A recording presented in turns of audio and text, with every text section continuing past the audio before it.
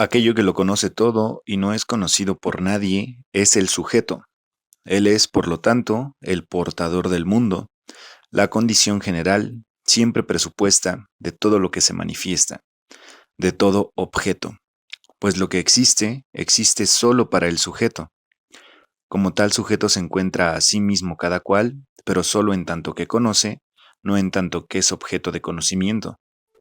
Objeto lo es ya su cuerpo, al que, desde este punto de vista, hemos de llamar representación, pues el cuerpo es objeto entre objetos, y está sometido a las leyes de los objetos, aunque sea un objeto inmediato.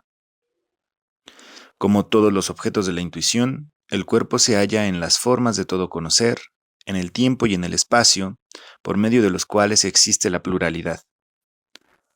Pero el sujeto, lo que conoce y nunca es conocido, no se halla en estas formas, sino que más bien éstas siempre lo presuponen, y por tanto, no le convienen ni la pluralidad ni su opuesto, la unidad. No lo conocemos nunca, sino que Él es justamente el que conoce, donde quiera que haya conocimiento. Así pues, el mundo como representación, único aspecto bajo el cual lo consideramos aquí, tiene dos mitades esenciales, necesarias e inseparables. Una es el objeto, cuya forma es el espacio y el tiempo, y por consiguiente la pluralidad. Por el contrario, la otra mitad, el sujeto, no se halla en el espacio y el tiempo, pues está entero e indiviso en cada ser, que tiene representaciones. Por eso, un solo sujeto de estos, tan íntegramente sujeto como los millones de sujetos que existen, completa con el objeto el mundo como representación. Pero si ese único sujeto desapareciera, desaparecería el mundo como representación. Ambas mitades son, por tanto, inseparables, incluso para el pensamiento, pues cada una de ellas tiene significado y existencia solo y por la otra, y con ella existe y desaparece. Ellas se limitan mutuamente. Donde comienza el objeto termina el sujeto. El carácter común de este límite se muestra precisamente en que las formas esenciales, y por ende, universales de todo objeto, que son tiempo, espacio y causalidad, pueden ser halladas y totalmente conocidas partiendo del sujeto, aun sin conocimiento del objeto mismo, es decir, empleando el lenguaje de Kant, se encuentran a priori en nuestra conciencia. Haber descubierto esto es un gran mérito de Kant, un mérito inmenso.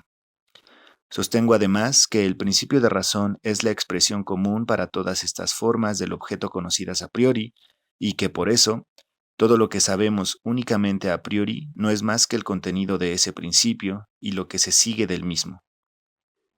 En él se expresa propiamente todo nuestro conocimiento cierto a priori. En mi disertación sobre el principio de razón, he mostrado con todo detalle cómo cualquier objeto posible está sometido a este principio, es decir, en una relación necesaria con otros objetos, por un lado como determinado y por otro como determinante. Esto llega hasta el extremo de que la entera existencia de todos los objetos, en tanto que son objetos, representaciones y nada más, se reduce absolutamente a esa relación necesaria entre ellos. Solo consiste en esa relación, una relación, por tanto, totalmente relativa. Sobre esto pronto diré más cosas.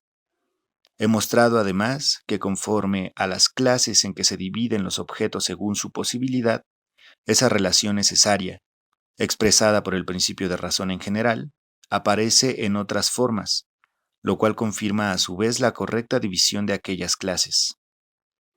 Constantemente presupongo aquí que el lector conoce y tiene presente todo lo dicho en aquella disertación, pues de no haber quedado expuesto ya allí, tendría aquí su lugar necesario. Pues todo este parágrafo eh, pues se basó en la noción del sujeto,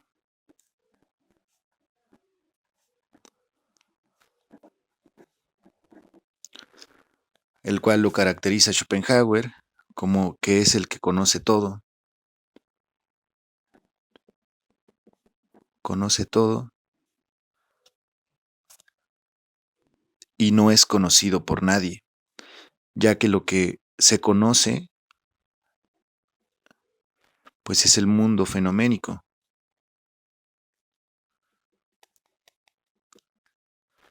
Entonces el sujeto, pues no podría ser ni objeto ni fenómeno. Acá pues tenemos, por ejemplo, el cuerpo, como igual lo menciona. El cuerpo aparece, se manifiesta y puede ser conocido entre toda pues la totalidad de los objetos. Así pues dice, lo que existe, existe solo para el sujeto.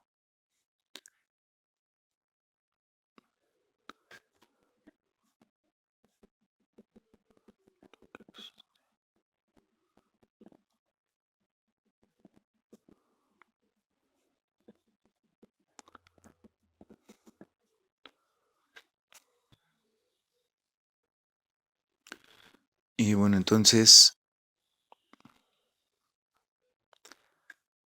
aquí pues tenemos los objetos, tenemos las leyes, el, el espacio y el tiempo y la causalidad.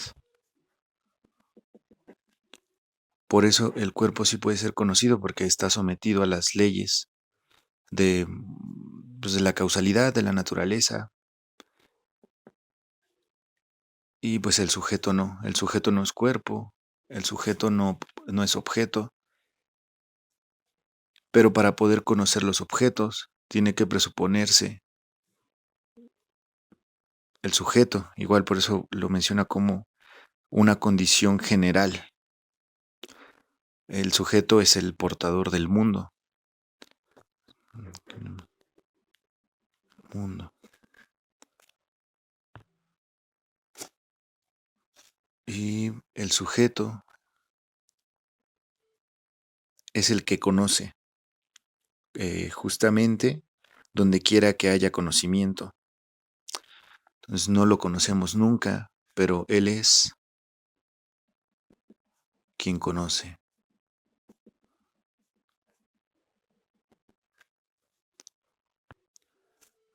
Entonces el mundo como representación, dice Schopenhauer, tiene dos mitades, como veíamos igual en el primer parágrafo, el sujeto y el objeto. Tenemos el sujeto y el objeto.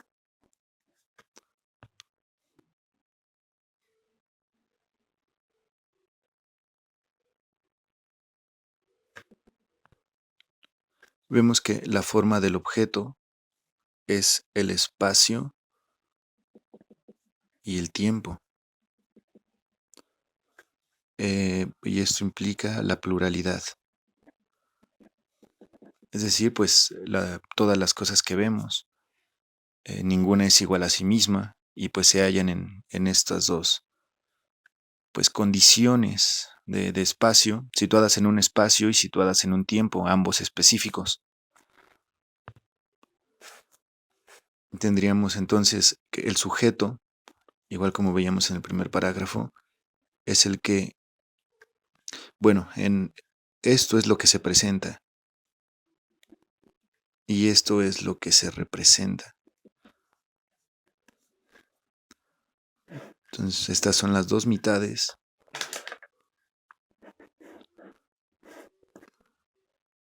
de, de la sentencia de que el mundo es mi representación.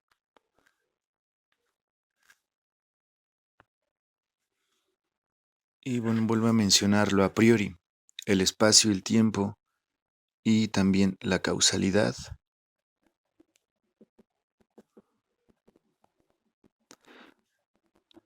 son formas a priori que ya están presupuestas en el sujeto. Ya son condiciones para poder ir al mundo y conocer los objetos. Es decir, son condiciones que tienen que estar presupuestas para poder conocer los objetos en el espacio y en el tiempo y conocer pues también su manera de actuar, es decir, pues su causalidad. Y por último vuelvo a mencionar el principio de razón, que es, me parece que su primer escrito, creo que su escrito con el que se graduó, pero bueno, no lo he leído, entonces me parece que lo menciona varias veces, entonces lo va a ir dilucidando a lo largo del libro. Y ahí termina el parágrafo 2.